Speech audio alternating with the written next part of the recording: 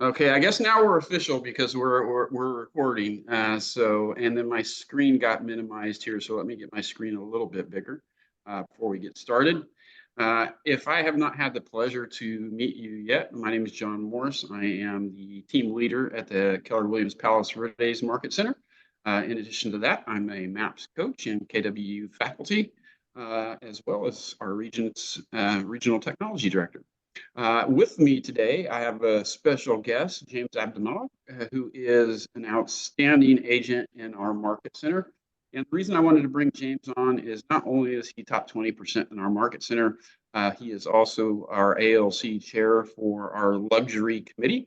And James's focus really has been on building a luxury business.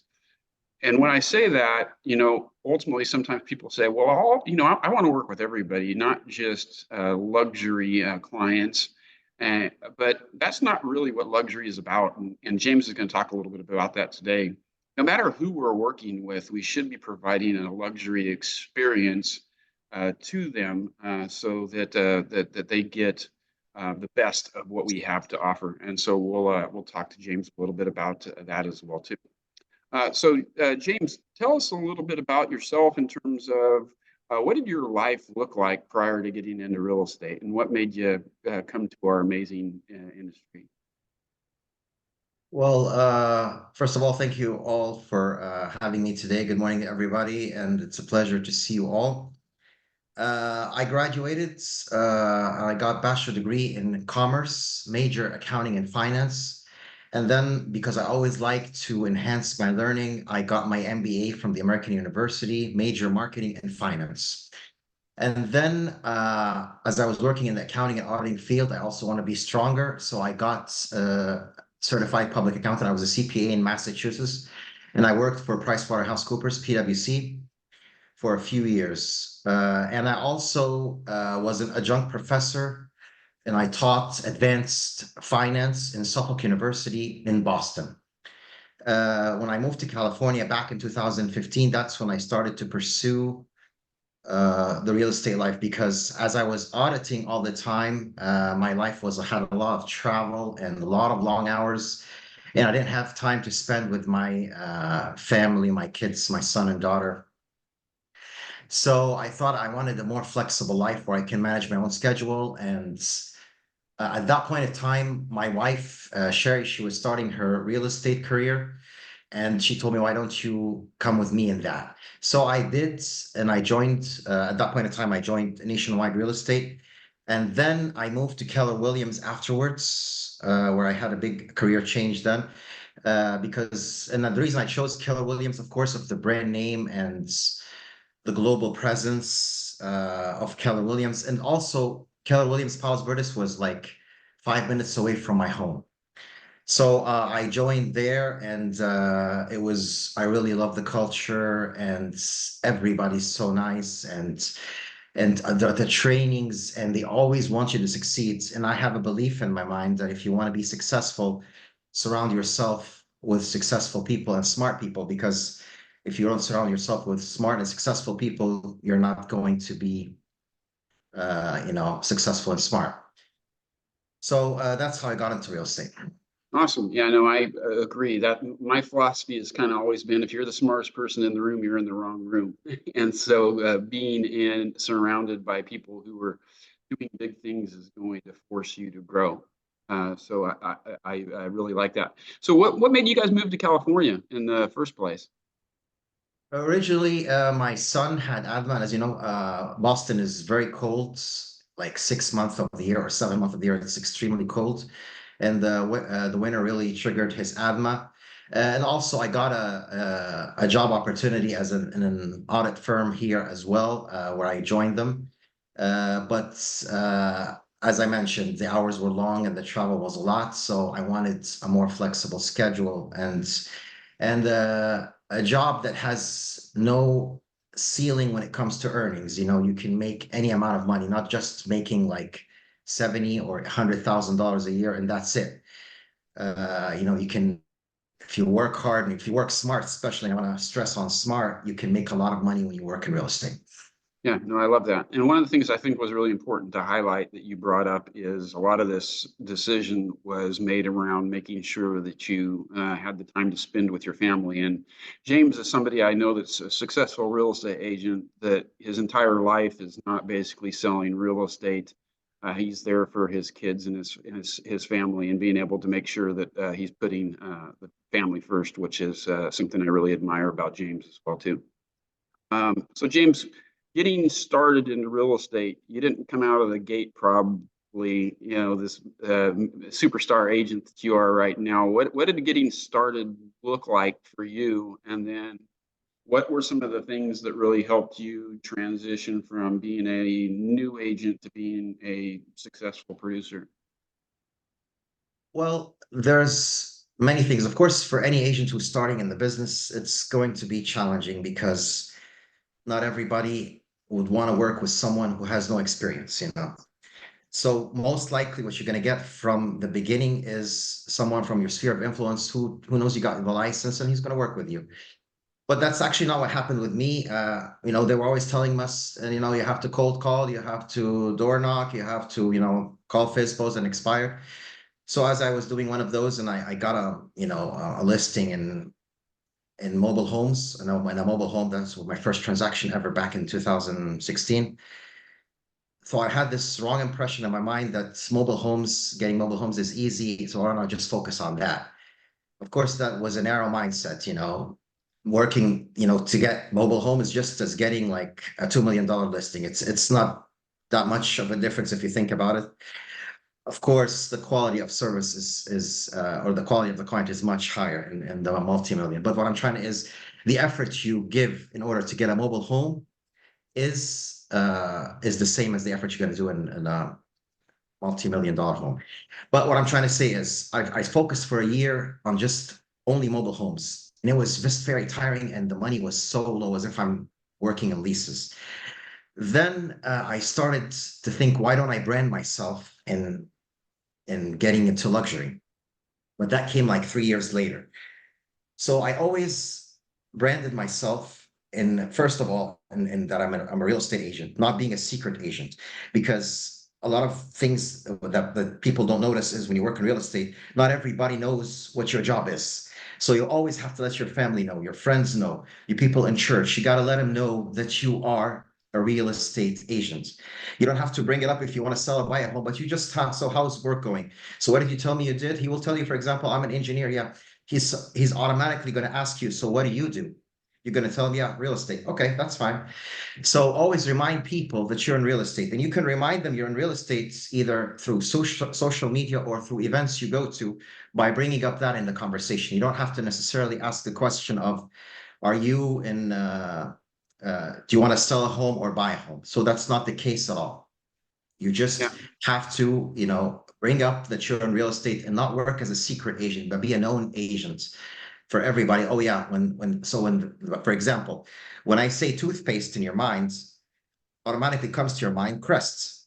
When I say like a soda, you would say, for example, Coke or Pepsi. So when a conversation is brought up about real estate, when your friends are involved or family, your name should be brought up. And they only be brought up if you always remind them in an indirect way that you are in real estate. Same thing, it No, comes to luxury, but that's in a specific kind of branding that comes on later on. But just focus first on getting, branded first that you're a real estate agent, and then go to the next step of showing them that you are in luxury.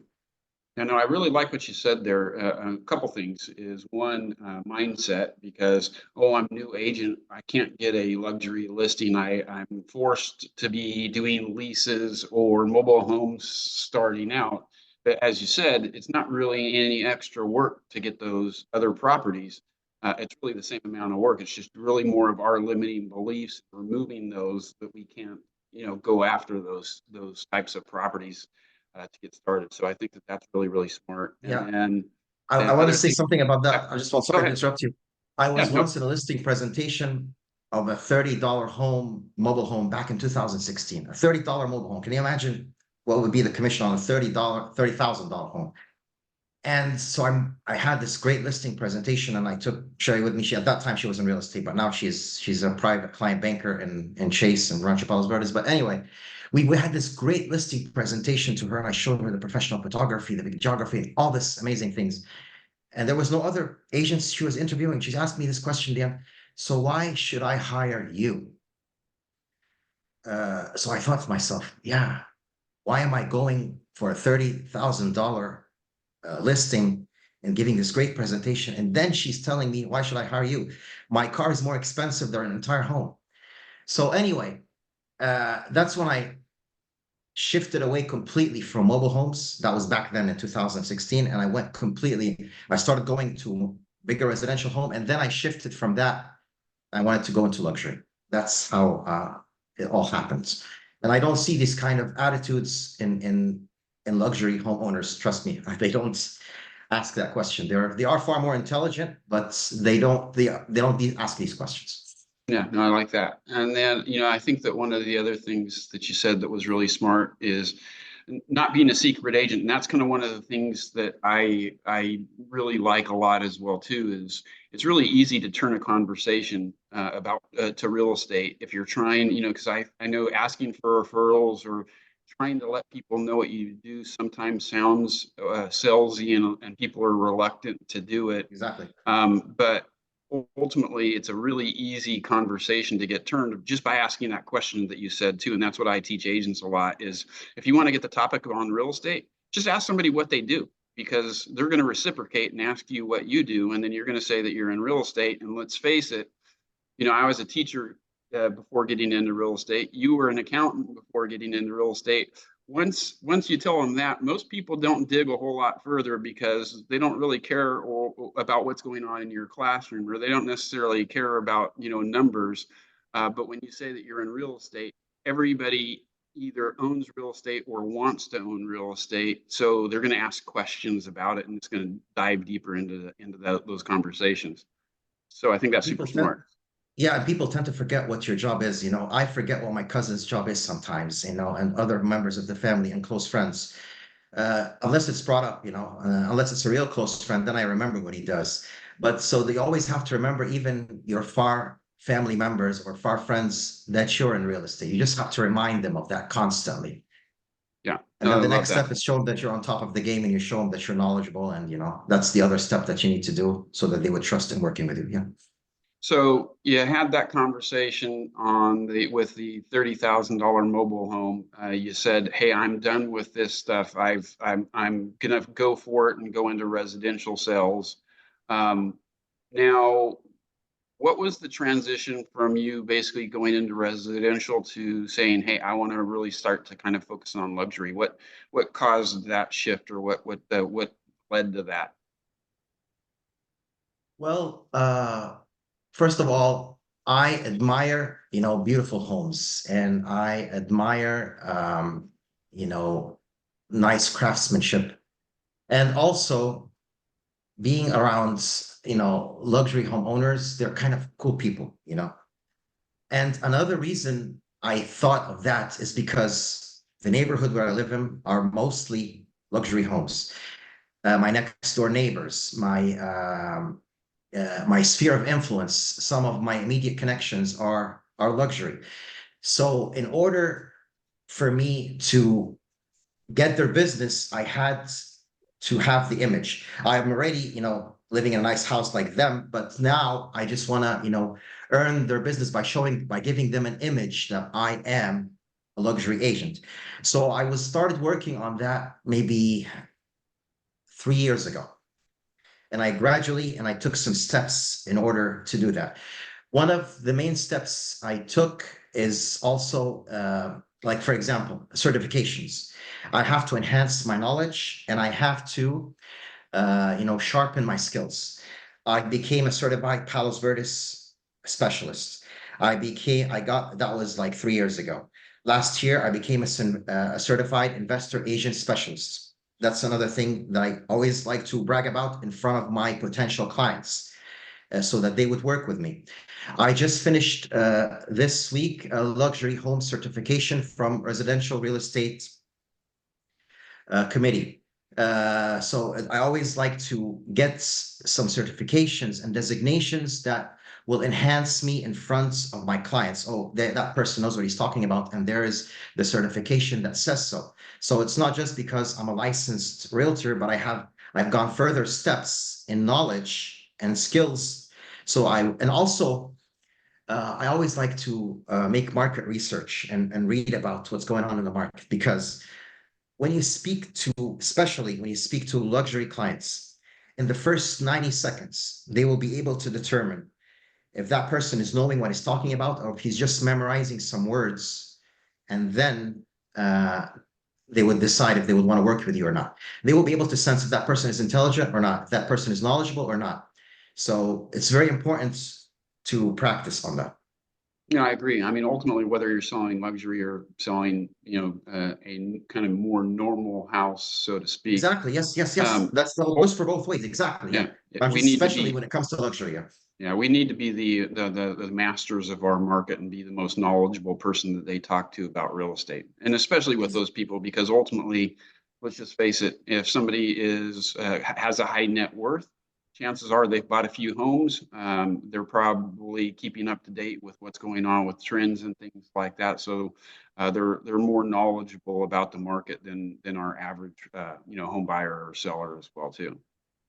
So talk to me a little bit about the experience in terms of, that's one of the things I brought up at the beginning. And if you ever listen to Brady Sandall, who runs the luxury division for Keller Williams International, um, his mindset or thought process on things is not just, hey, I'm only going to work with this high net worth individuals, but ultimately, luxury to him is, how am I providing a luxury experience to every client that I serve, whether it's a multi-million dollar home or something that's a little bit more on the average. So what does providing a luxury experience mean to you, James? Well, as you mentioned, I provide luxury experience to all my clients. Even if an owner of a mobile home calls me up right now and tell me, can you list my house? I'm not going to reject him. I'm going to work with him and I'm going to offer him also the luxury experience I would offer to a multi-million dollar listing.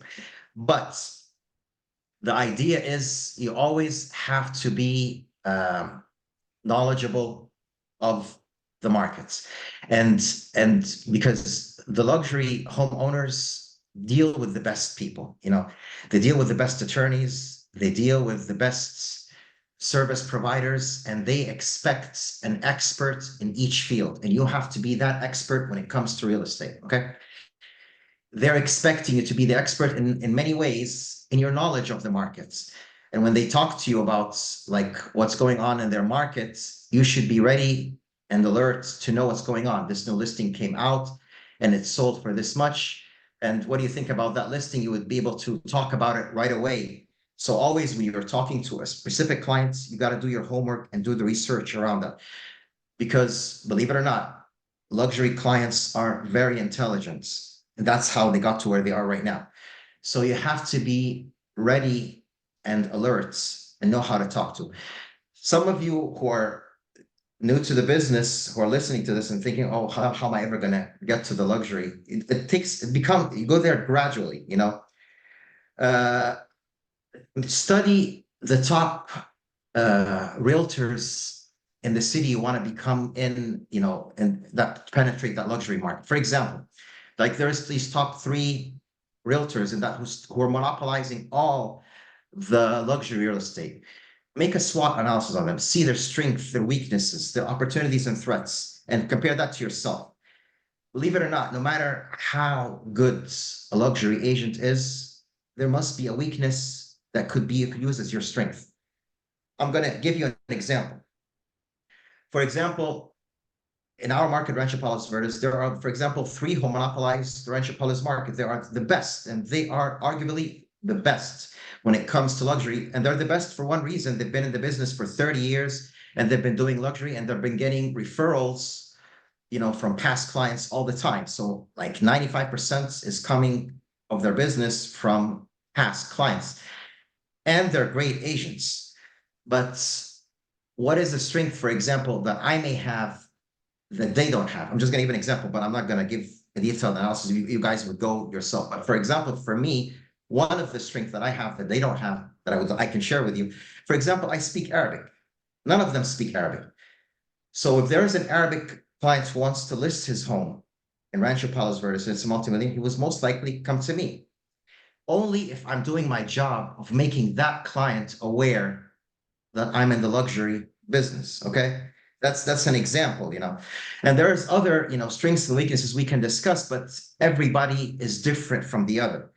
And I'm not going to expose weaknesses that I've noticed in other agents, but that's what you can do. And when you expose weakness and you discover weakness, you don't share that weaknesses with other people. You try to show your strength when it comes to that when you're in a listing presentation. Yeah, no, I love that. Hey, James, really quick, because some of the people that might not be familiar with the term SWOT, if you're doing a SWOT analysis, what does that actually mean? Yeah, you're looking at the strength and the weaknesses and the opportunities and threats of whoever you're trying to compete with, and compare it to your SWOT, to your strengths and weaknesses and opportunities and threat. What opportunities you can do in order to penetrate his market, for example. I love that. Right. And so, and I agree, you're not necessarily, if you're looking at somebody's weakness, you're not going on a presentation and throwing that agent under the bus. You're just highlighting where that person might be weak, how that is one of your strengths. And so the consumer on their own, without you throwing the individual on the bus, can see, hey, you know what? James is really strong in this particular area. This area is really important to me. And in comparison to John, John's not going to be able to do this particular thing as well as James is. So without even mentioning my name or throwing me under the bus, you're highlighting where that me and you are competing for the same listing, and you're highlighting the things that that you're really strong at that I'm probably weak at without even mentioning me by name. Exactly. And never, ever speak bad about any agent, no matter who the agent is. Never, never. Exactly. That's important advice for new agents. Never, ever speak about that. Always speak highly, but just think about your strength. And the person in front of you, he's smart. He'll see, okay, so I see that this person is better than that point. Okay. But never, ever speak low or bad about anybody else. Yeah, exactly. Especially in a market like where we're at in PV, is because it's a pretty small market. Everybody knows everybody, and if you're competing against somebody and really trying to drag somebody down, it's going to come back to you pretty quickly. Exactly, karma. Yep. Yep. So I know we only got a few minutes left here. If I'm a new agent, maybe not even newer agent, maybe I've been in the business for 3 or 4 years, and I'm deciding, hey, I want to start to try to penetrate this luxury market a little bit more. What would be the advice that you would give somebody on maybe how to get started, how you market to get luxury clients, things like that? Look, it's all goes down to one main aspect. I know, like for example, the experienced luxury agents, they've been in the business for 30, 35 years. But there's one thing that people look for, your personal branding. So if you're want to penetrate the luxury markets and you give out your business card, first of all, your business card has to look, gives the impression that this is a luxury agent. That's number one. Number two, which is more important, they are going to look you up online. They're going to type your name and they're going to see who that person is, who either wants me to help me buy a house that's worth 1.7 million or wants to sell my house. They are going to look you up. And it's not going to be all about reviews. They're going to look at other things. They're going to look at your image. When they look at you, is this a luxury agent or not? So this is going to be up to you how you're going to brand yourself online, whether in social media or when people Google you, or your website. Your website is very important. They're going to look at you. You can tailor the website the way you want to, because your website basically is your resume. So whenever you apply for a job, when you're not in real estate, like accounting, engineering, they are going to look at your resume. And the resume are going to talk about the things you have accomplished in life and what are your strengths, what is your education, what is your background, what is your certification, what is your designations. So have a good website. and have online presence that positions you as a luxury agent. Work on it. And it's not something that you reach and that's it. You have to work no more. You have to continuously be working and work on your sphere of influence, work on them hard and try to give them that image to position yourself in their minds as a luxury agent. Because if they have a friend and that friend is a multimillionaire and they hear that that person wants to sell or buy a home, yeah, I know this great luxury agent who can help you. But if you're just giving an image that you're just a regular, agent, I've sold this home for $400,000. He will be embarrassed to talk to his other friend, because he doesn't know if he can handle something that big. But if you're always giving the image that you're in the luxury brands, that's where you're going to get the business. So the long story short, how you do your personal branding to people on social media and online. Yeah, I That's basically agree. it. One of the things I brought up in a class recently or actually it was just last night in Ignite, Daniel was there, so he can kind of know about that too. One of the things I mentioned is that, I don't know about you, but if I'm buying something for $50 on Amazon, I'm reading the reviews because I want to Yes, make yes, sure that I'm buying something that's reputable. And exactly. if you're thinking about a 3, 4, $5 million home, yeah, they're definitely checking you out. Not just the Yes. reviews, like you said, but I'm going to your website, I'm going to your social media handles, and I want to see how you present yourself, what other people are saying about you. And more importantly, I think you alluded to this too, and this is something I always teach when I'm talking about social media. You got to be consistent with that stuff, because ultimately, if I come to your Facebook page or your Instagram account and the last post you had was from 18 months ago, um, that tells me you're not really super active. And I want Yes. to make sure that you're in the business, you're doing the things that you wanted, that you should be doing. And for me, social media is kind of like our digital storefront. And if we come into that store and the product is aged or is not there, I'm going to turn around. I'm going to walk out of the store. So social media really is our people's first impression of us, and we got to leave a good one. Yes. And website is very important as well. Very important. Yep, I 100% agree. All right, we Mm. have a little bit less than 2 minutes here. I just wanted to kind of open it up to everybody to see if there's any questions that we have for James, any advice to kind of get started down this luxury path.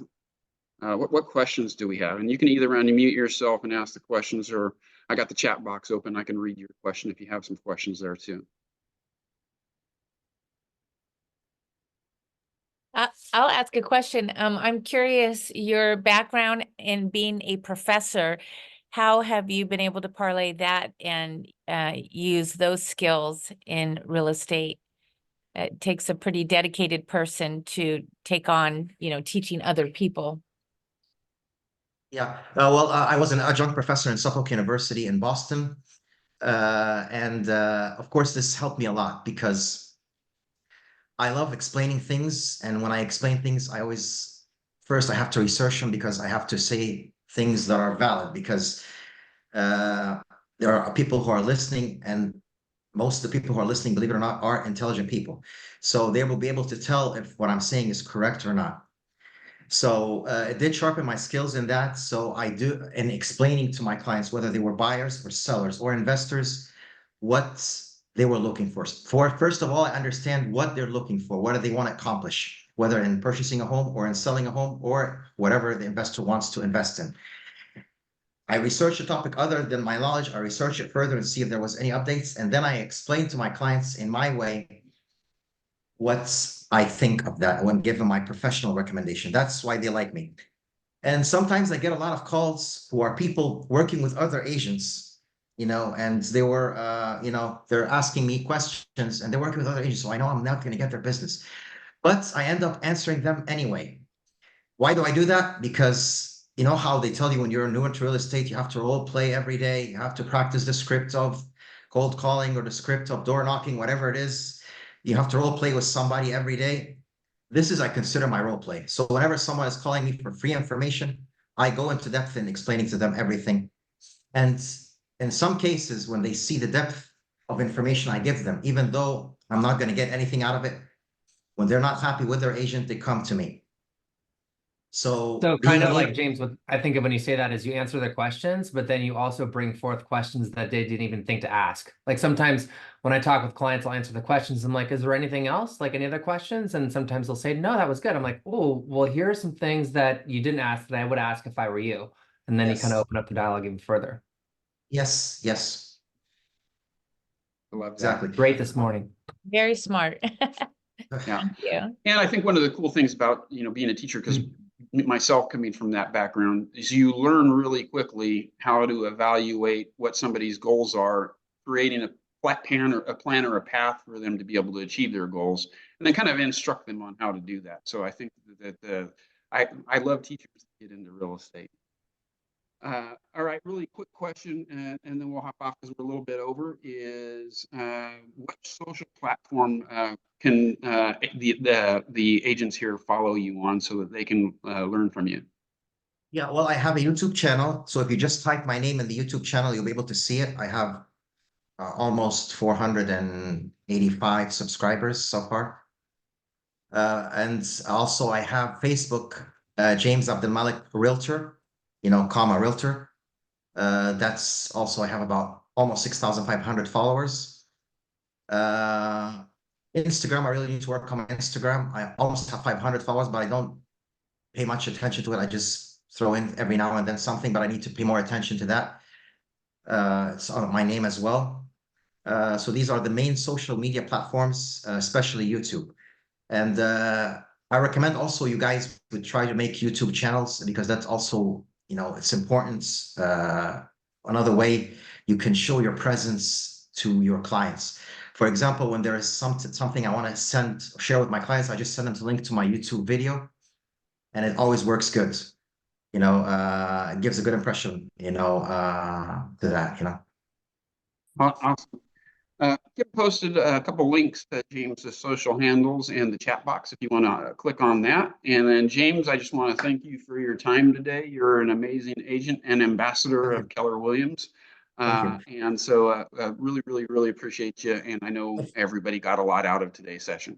If anybody wants anything else, feel free to either, text me or email me or, and just, if you have any comments, you can always comment on my Facebook videos or YouTube videos. Okay.